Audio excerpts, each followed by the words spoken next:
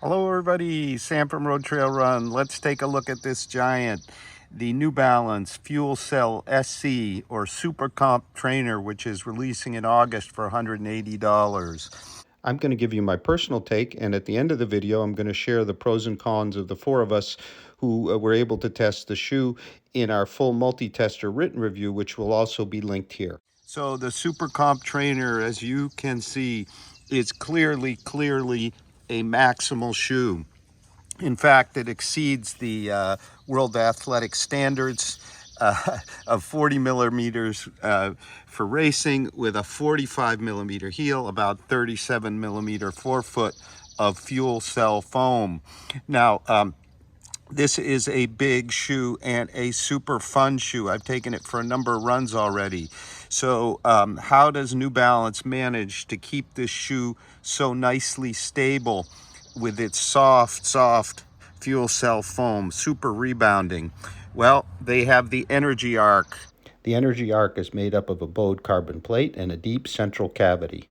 So what starts to happen is those two side wings bow out a bit on landing, giving you a soft landing, and then the arc kicks in and rebounds you forward and keeps it stable. It has a nice rocker here, a very nice rocker. Yes, it is of course a completely rigid shoe, but it rocks along super well. Now, the fuel cell foam here is more akin to what we had in the TC of several years ago. So it is not as light as the fuel cell you might find in the RC Elite or the Rebel V2, but it feels very much the same. So it's not a super critical kind of foam, but it has the same kind of feel and characteristics as the lighter foams. In terms of weight, we come in at 10.2 ounces here, 289 grams in my US 8.5. So remarkably light for such a big stack shoe, but that is a bit heavier than the TC was with its lower 36.26 drop. It came, my 8.5 there came in 8.89 ounces, 252 grams. But I am not going to complain about this at all. Now, I've taken them out for a number of runs. I'm going to take them out for another run today to tell you how it all goes. But it has a beautiful upper here. I've run this in our New Hampshire humidity, and there's sort of an outer fishnetty kind of mesh. And then inside, and it may be a bit hard to see, is sort of woven in a kind of softer inner mesh. The tongue is gusseted, same kind of material, tongue and gusset. The foothold is really good. We have a fairly high heel and ankle collar here, so watch out with those low socks. I've had no issues. We've got plenty of padding all around. Joost, in our full multi-tester written review, experienced some irritation where that stitching ends near the lace-up. He trimmed it out. So those with ankle bones that may rub in higher stacked kind of collars may have some issues. And the laces are just the standard kind of lace. So the lace-up is really good, and this mesh is quite thin and very, very breathable. Plenty of outsole coverage here. Wear should be really good. So, of course, one also thinks of the other kind of Supermax shoe, the Adidas Prime X here, which is even higher at 50/40. But as you'll notice, and I'll put them side by side here so you can see, it has a considerably narrower platform in that carve out.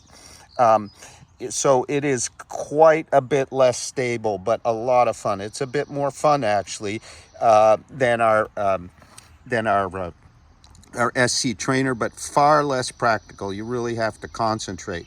The Prime X with a 50/40 stack comes in at 9 ounces, 255 grams, but I think overall it's not quite as practical, even though it's a ton of fun as our SC Trainer here.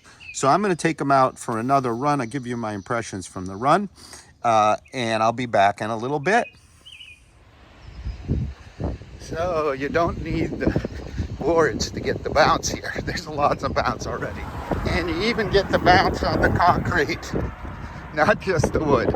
Okay, let's talk about fit here. I'm at my true to size, 8.5. Secure all over fit, kind of all of a piece feeling.